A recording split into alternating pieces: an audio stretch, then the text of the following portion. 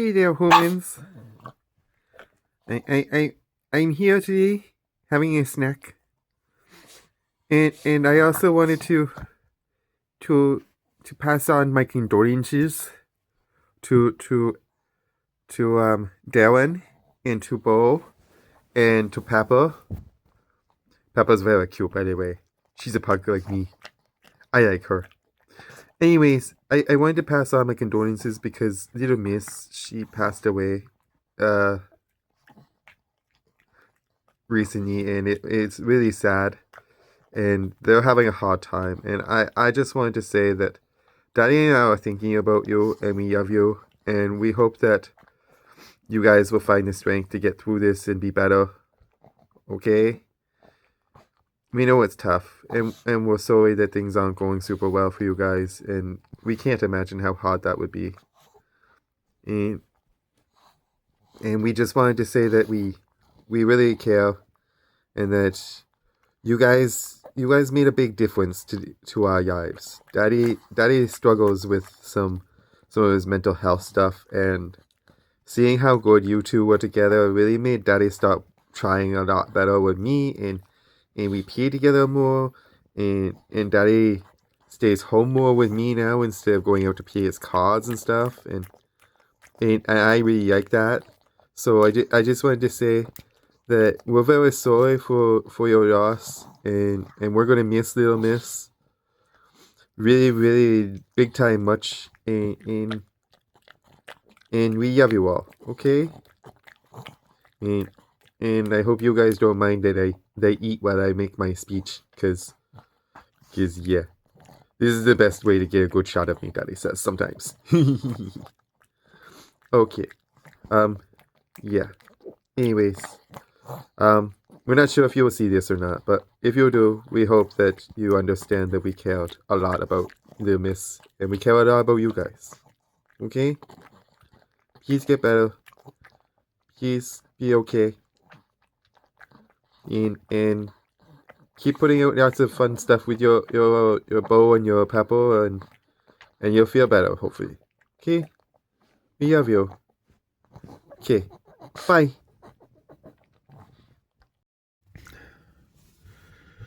Good morning, Magic players and card collectors of all kinds, and everybody else who likes to tune into the channel. I hope you guys are doing well. As you can tell, I'm clearly not super great. Pretty upset still about yesterday, and still having a really hard time with the whole idea of everything.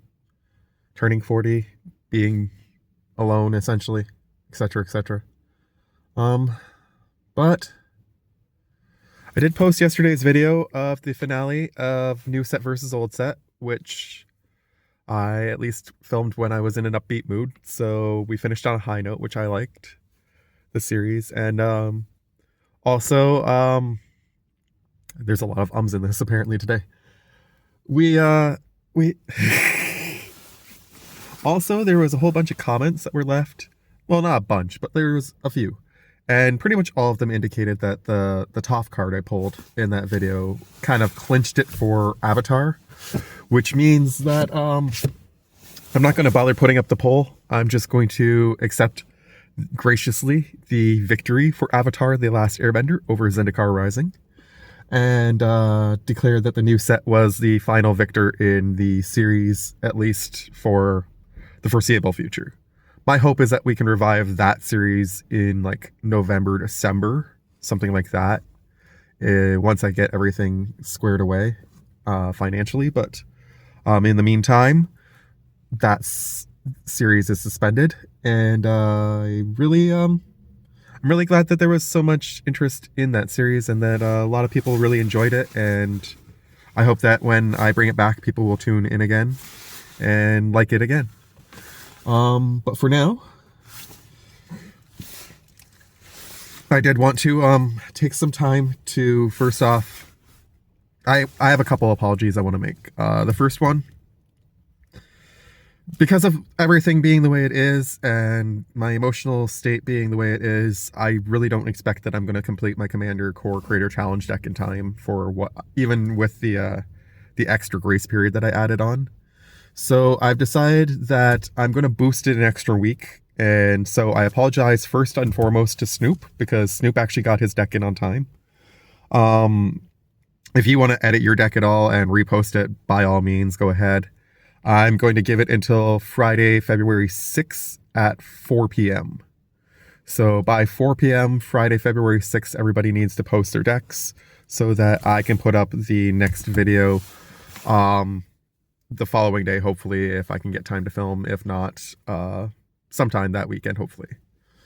I also wanted to say, therefore, that there won't be a February Commander Core Creator Challenge per se.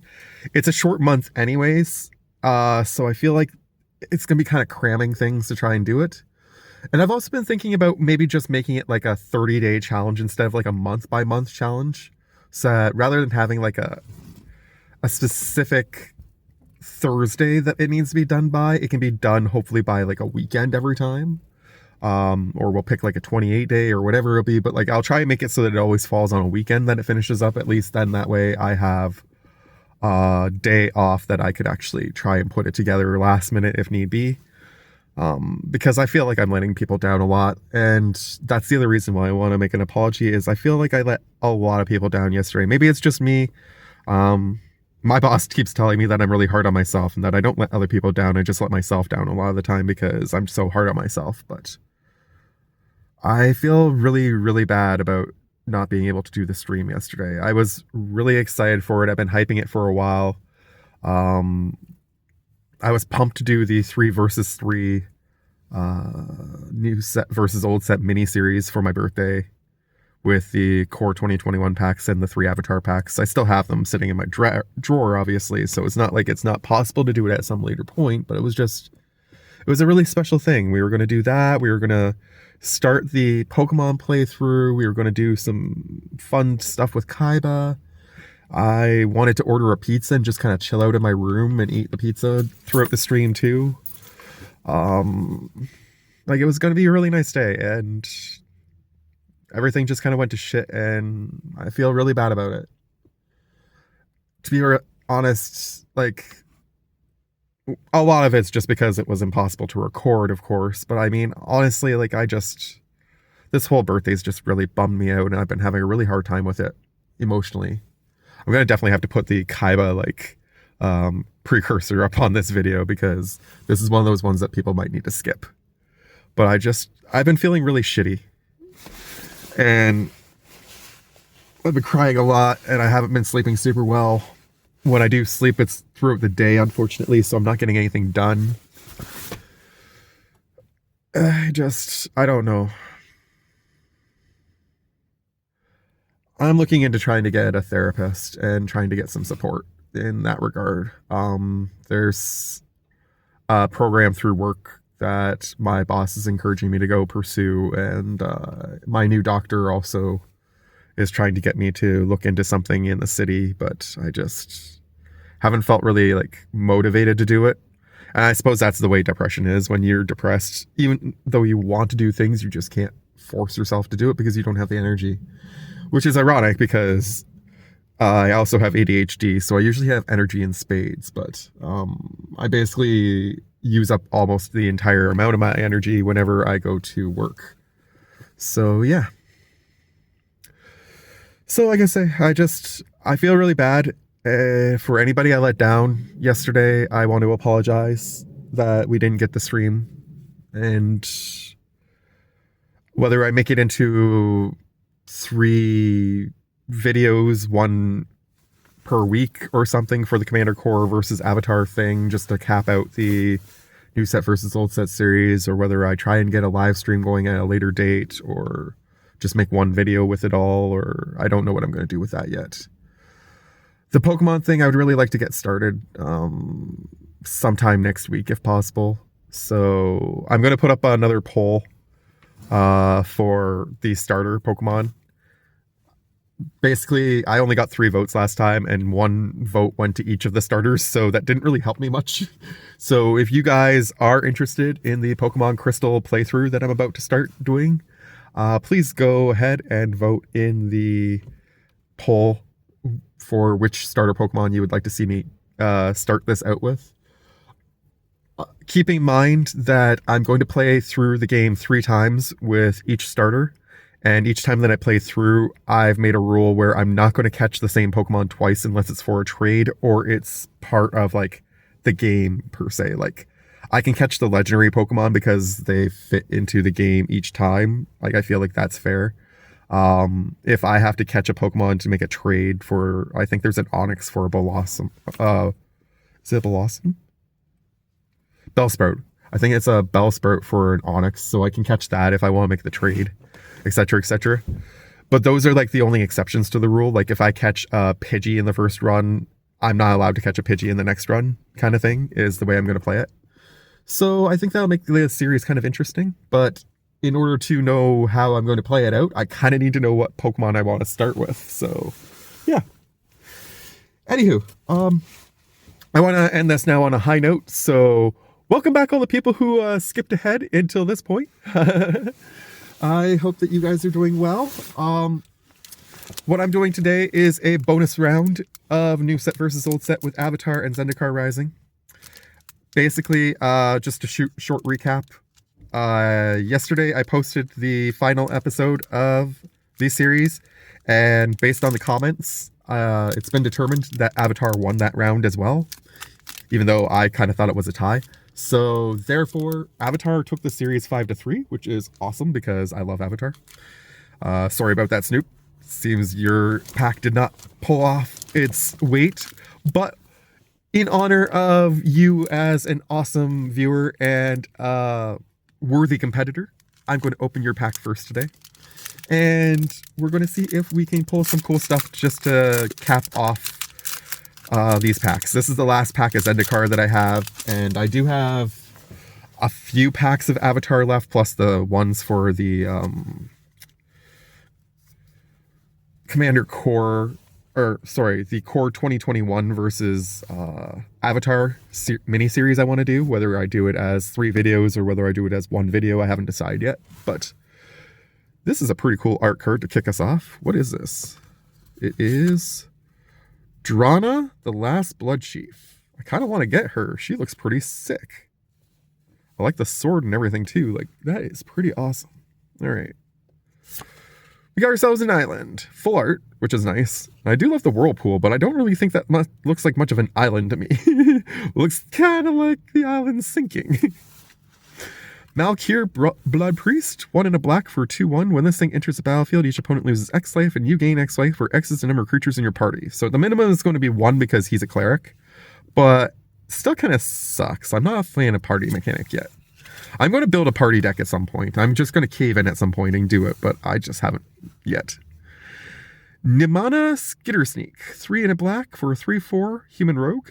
Doesn't look like a human to me, but alright. Oh, I see. The human's over here. He's riding this thing. As long as an opponent has 8 or more cards in their graveyard, this thing gets +1/+0 and has menace. Alright. It's not terrible.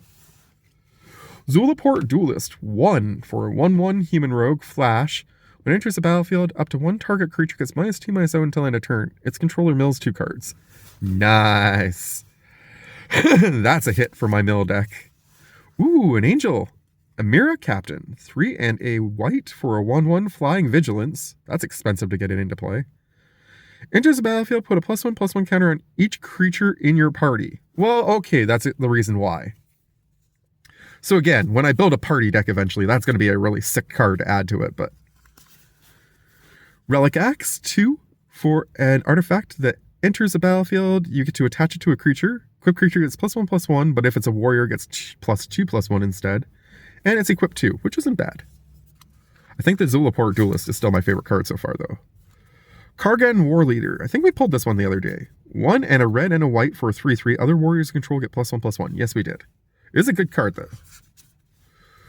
Kabira Takedown. We also pulled this the other day. Deals damage equal to the number of creatures you control to target creature or planeswalker. That is pretty solid. Or you can put it in as a plains, essentially. It's a Kabira Plateau. It doesn't count as a plains, but it taps for white. So, meh. Glacial Grasp. 2 and a blue. Tap target creature's controller mills 2 cards. That creature doesn't untap during its controller's next untap step. Draw a card. That's a lot of value for 3. I think the Duelist is my favorite still, but that's right up there. Shell Shield. 1 blue for an instant with a kicker 1. Target creature you control gets +0/+3 until end of turn. If this spell was kicked, that creature also gains hexproof until end of turn. Nice. That's a pretty solid instant too. Soul Shatter. 2 and a black. Each opponent sacrifices a creature or planeswalker with the highest converted mana cost among creatures and planeswalkers they control. Ooh, I like you. Seafloor Stalker. 2 and a blue, 2/3. 4 and a blue for the ability. So it's a Merfolk Rogue, and if you pay the ability, this thing gets +1/+0 until end of turn and can't be blocked. But it costs 1 less to activate for each creature in your party. So I'm assuming it counts this one, which means it actually is 3 and a blue. Seems kind of silly, but in theory, if you were playing this in a party deck, you could actually get this down to essentially just pay blue and it's unblockable, which is pretty nice.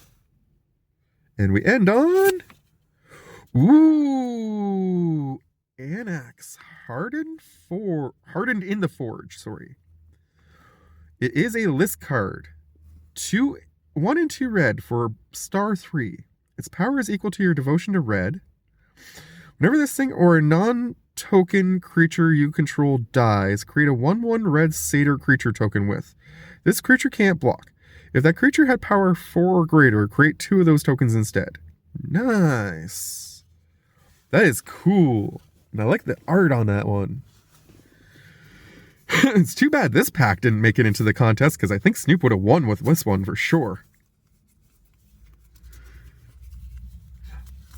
But I bought this one at a later date by accident as a bonus, so sorry, Snoop.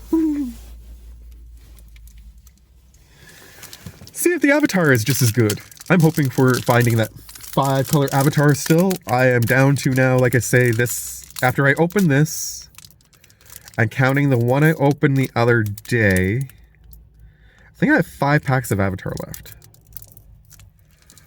Not a lot. So hopefully we can pull it off. We are definitely out of the Jumpstart ones, obviously, but I wasn't expecting to get a 5-color Avatar in the Jumpstart ones. I don't think that is actually in there. Ooh, well, I accidentally spoiled that for myself. I don't know whether you guys saw it too or not, but sorry if you did. 4 and a blue for 4/3, Flying Waterbend 4, draw a card, discard a card. Yeah. Iguana Parrot, I do like this one actually. This one's pretty cool. Flying Vigilance and Prowess on a 2 and a blue for 2/2 for 2 and a blue is insane. Glider Kids, flying when it enters you scry 1, it's a 2/3 for 2 and a white. Like, eh. Ooh, Swamp Snare Trap. I think I've only pulled that once so far. This costs 1 less to cast if it targets a creature with flying. It's 2 and a black. Enchant creature, and the enchanted creature is -5/-3, which is insanely big for minus stats. So I like that one. Cycle of Renewal. Sacrifice a land, search your library for up to 2 basic lands, put them onto the battlefield, tap, then shuffle. I really like this one because of the flavor on this one. This one's one of my favorite episodes from, I think it was the first book. Could be wrong. It might be the second book, but I think it was the first book that this one was in. Firebending Lesson, red and kicker 4. Deals 2 damage or 5 damage if you kicked it to a creature. Earth Village Ruffians, 2 and a black or green for a 3/1. When it dies, Earthbend 2. It's not terrible, but it's not my favorite. There is our 2-sided token that I always despise. Just never use them for what they're supposed to be used for. Like, I know you're supposed to write down the other half of like your flip card, but I just like to take the flip card out of the sleeve and actually flip it over. This land enters the battlefield tapped. Taps for white or green. Sacrifice it to draw a card. Nice little Kyoshi Village. We've pulled that a few times though, so not a big deal to me. Mongoose Lizard, 4 and 2 red for a hollow. 5/6 menace. When it enters the battlefield, deals 1 damage to any target. Like Mountain Cycling 2. Pretty solid card all around. The Legend of Kuruk. Ooh. As it enters the battlefield, scry 2.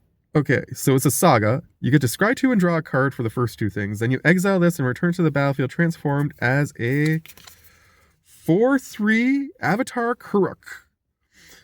Whenever you cast a spell, create a 1/1 colorless spirit creature token with. This token can't block or be blocked by non-spirit creatures. And then you can exhaust Waterbend 20, take an extra turn after this one. So you can only do that 1 time, but if you can keep this guy on the field long enough to actually have enough tokens and stuff to tap it for 20, that's pretty cool. I mean, you're going to be making a whole bunch of spirits, obviously, whenever you cast a spell. So that's pretty solid. I accidentally spoiled the full art one that's coming up next, but I'm really happy with this pull, and I'm really, really happy with the next one. Monstrous Serpent! It's the Coma! I only have 1 copy of Coma in my collection, but this one is definitely my new favorite version of it. 6/6. Can't be countered. At the beginning of each upkeep, create a 3/3 blue serpent creature token named Coma's Coil. Sacrifice another serpent, choose 1. Either tap target permanent, and its activated abilities can't be activated this turn, or this guy gets indestructible until end of turn. That is a mega hit. So, unfortunately, Snoop, even if this had been the round, you still would have lost it, I think, because Legend of Kuruk and this, pretty insane. Pretty insane Avatar pack. And I still have a couple cards back here. One's obvious. I don't know what they are, actually. Okay, I just screwed up the pack trick. That's why. We got the Cat Gator. Lifelink, 3/2 for 6 and a black, which is way too much. Enters the battlefield, it deals damage equal to the number of swamps you control to any target, though, which isn't crazy bad. But I'm probably not going to end up using that in any deck unless it's a mono black deck. Ooh, Dragonfly Swarm. That's the first time I pulled this. 1, a blue and a red, Flying Ward 1, Dragon Insect, star 3. Its power is equal to the number of non-creature, non-land cards in your graveyard. Damn. When this thing dies, if there's a lesson card in your graveyard, draw a card.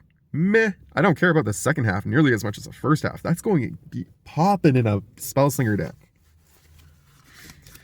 And Rockolanche. Earthbend X, where X is the number of 4. Whoa! And it has flashback 5 and a green, so you can actually play this twice in the game. That's insane. This pack was phenomenal, guys. All right, well, I apologize for the start of the video being a little bummed out, but I definitely have picked myself up with these cards, and I am super stoked to see what else we can pull. We still have, like I say, 5 more packs of avatars, so hopefully, fingers crossed, we can get that 5-colored avatar. But I mean, we definitely hit the mother load today, especially this guy. This is beautiful. I am like super pumped with that. You can even see like Toph and Aang and Sokka, and I think there's Sokka, there's Katara. I think that's the family with the baby that's trying to make the pass. That is awesome. All right. Thank you for watching this video, guys. There is going to be a short later with an extra pack opening as well, because I opened one yesterday morning to try and pick myself up before the finale of Jumpstart Your Day. So I'll put that out later too. But in the meantime, in between time, much love to you all from Kaiba at home and myself to you. Take care. Love you all. Thanks for watching and have a great day.